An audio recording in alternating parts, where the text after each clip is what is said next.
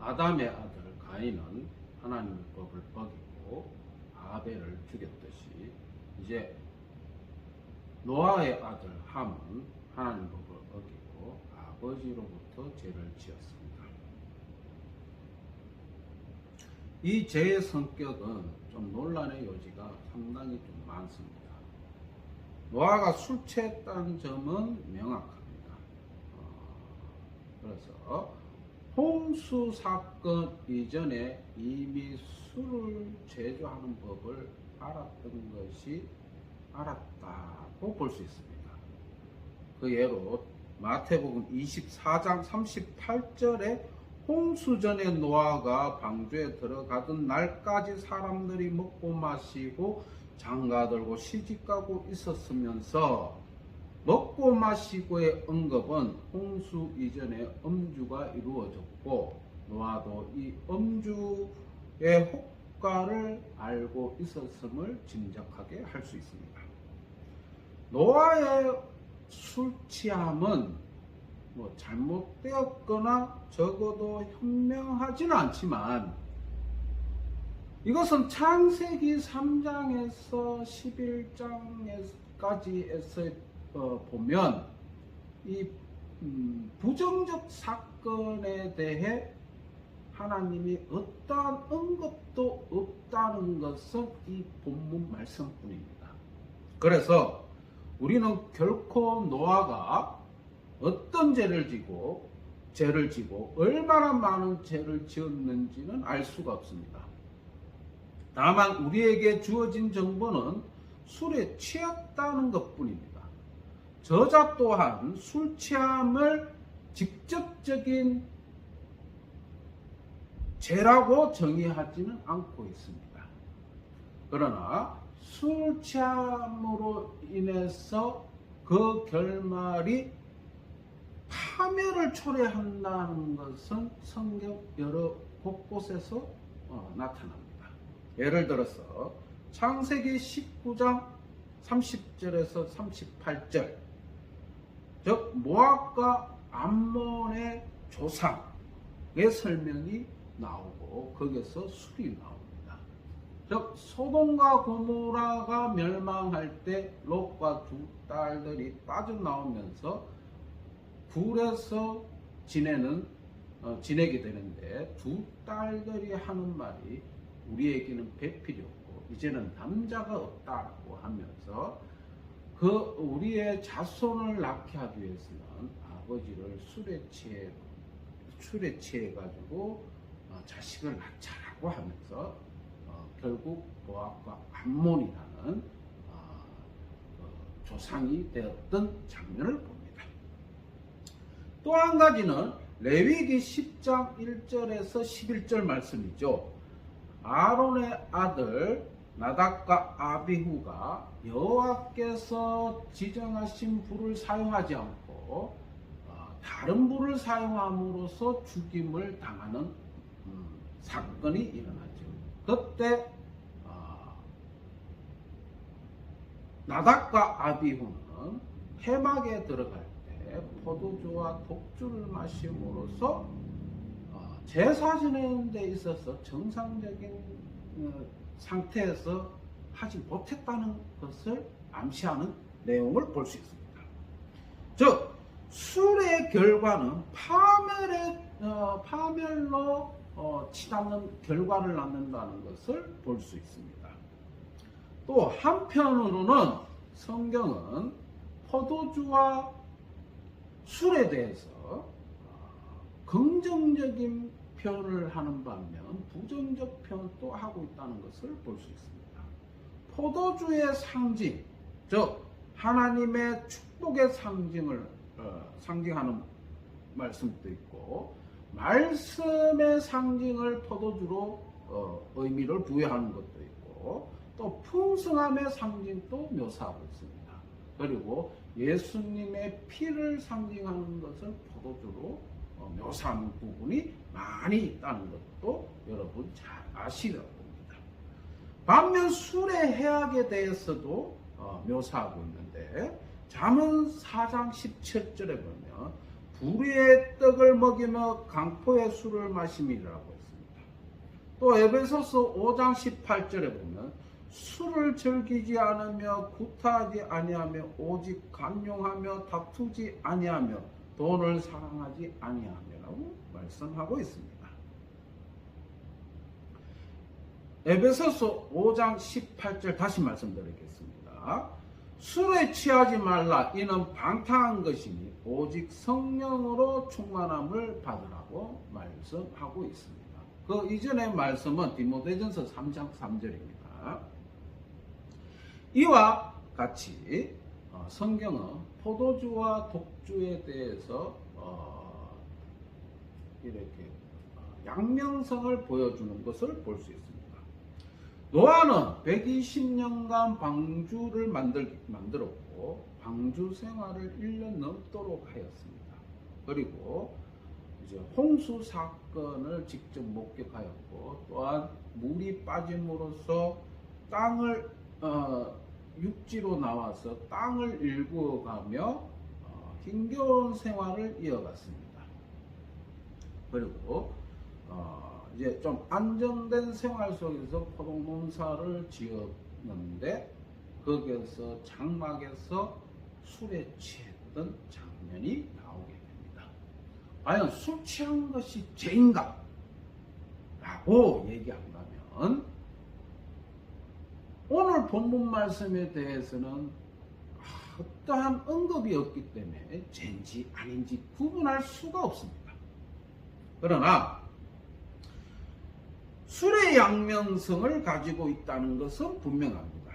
인간을 위해 만들어진 모든 것들은 문명을 통해 또는 사회 제도를 통해 양면성을 가지게 된 시초가 술이라는 것을 암시하고 있습니다. 아담의 범죄는 하나님이 만든 선악과의 나무에서 불순종에 의해서 발생하였지만 노아는 인간이 만든 술로 인해 죄가 발생하였습니다. 즉 문명에 의해 만들어진 것들은 인간이 어떻게 사용하느냐에 따라서 결과가 전혀 달라진다는 것을 볼 수 있습니다. 동물의 고기를 얻기 위해 도구를 사용한 그 도구 역시 사람에게 사용되는 것을 막기 위해서 노아 시대 때 처음으로 신의 명령으로 사용 제도가 생겼듯이 술 역시 문명을 위한 도구들이 어떻게 사용하느냐에 따라서 선이 될 수 있고 악이 될 수 있다는 것을 제시하는 내용이라고 봅니다. 더 정확하게 말한다면 아담의 불순종, 가인의 질투심, 시기심, 람에게 잔인성을 보는 것은 그 자신의 실존을 얘기한다면, 자기 자신의 실존성을 얘기한다면, 오늘 이 본문의 술에 대한 얘기는 인간관계에서 형성된 부분이라고 볼 수 있는 것입니다. 술 자체는 아무 죄가 되지 않지만 문명화된 사회 제도 속에서 형성된 관계성에서 인간관계에 의해서 죄가 발생한다는 것을 볼 수 있는 것입니다. 술뿐만이 아니죠. 돈, 그리고 이 세상에 문명화되면서 만들어진 모든 물질들이 이와 같이 사람이 어떻게 사용하느냐에 따라서 선이 되고 악이 된다는 것을 말하고 있는 것입니다. 본문의 노아의 술 취함은 아들과의 관계에서 죄가 발생하는 것입니다.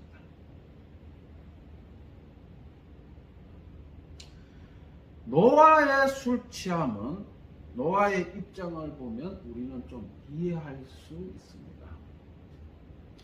노아는 홍수 이전에 의인이었으며 당대 완전한 자라고 성경은 말씀하고 있죠. 그리고 120년 동안 방주를 짓기 시작했고 또한 이 사람은 세상의 멸망을 직접적으로 목격한 사람입니다. 홍수 사건 일어날 때에 그 물에 빠져 죽는 사람들의 그 비명 소리는 분명히 들었을 것입니다. 또한 사람뿐만 아니라 짐승들까지 물에 빠져서 죽는 그 소리를 들으며 방주 안에 있을 걸로 추측됩니다. 그리고 1년이 넘는 동안 방주 생활을 하고 또한 이제 아라라산에 머무르면서 평지로 내려오지 않고 아라라산 주변에서 포도 농사를 짓습니다. 오늘날 현재 터키 아라라산 그 부근에 포도 농사가 굉장히 성행하였다는 것을 보면 노아가 평지로 내려오지 않고 산 중턱의 정도에서 생활했다고 볼 수 있는 것입니다. 이 사람은 잠을 자면서도 그 세상에 멸망하는 그걸로 인해 매우 고통스러웠을 겁니다. 순간순간 그 멸망의 장면을 순간순간 떠오르면서 굉장히 힘든 생활을 했을 거라는 추측도 해봅니다. 그래서 아라라산에서의 평지로 내려오지 않고 방주 근처에서 생활하지 않았겠나라는 생각이 듭니다. 왜? 많은 비가 오고 오랜 시간 동안 비가 오게 되면 비가 그치고 난 다음에 하나님이 증명해 준 무지개가 보였기 때문에 무지개가 보기 전까지는 또 세상에 물이 잠기지 않을까 여차하면 방주로 들어가겠다는 거죠. 이런 삶 속에서 살아갔던 사람이 노아였지 않나. 현대 용어로 얘기하면 외상후 스트레스, 트라우마의 엄청난 극심한 공포에서 지낼 수밖에 없는 노아였다라고 말할 수 있는 겁니다. 그래서 포도 농사를 짓고 난 다음에 술을 마시지 않았나라는 개인적인 추측을 해봅니다. 그래서 다시 말씀드린다면 이 말씀을 드린다고 해서 홍수 이전에는 개인의 선택과 개인의 결단에 의한 실존에 의한 죄를 지은 거고 홍수 이후에는 관계에서 죄를 지은 거냐 그렇게 잘라서 말하지는 않죠. 그러나 이 노아 홍수 사건 이후에서 문명화된 사회에서 인간은 던져진 존재예요. 너와 나라는 관계 속에서 이루어지는 삶을 살아갈 수밖에 없었고, 또한 주체와 객체 그리고 우리라는 공동체 안에서의 관계에서 이루어지는 이 제약성이 수많은 제약성이 나타나게 되었다라는 것을 말씀드리는 것입니다.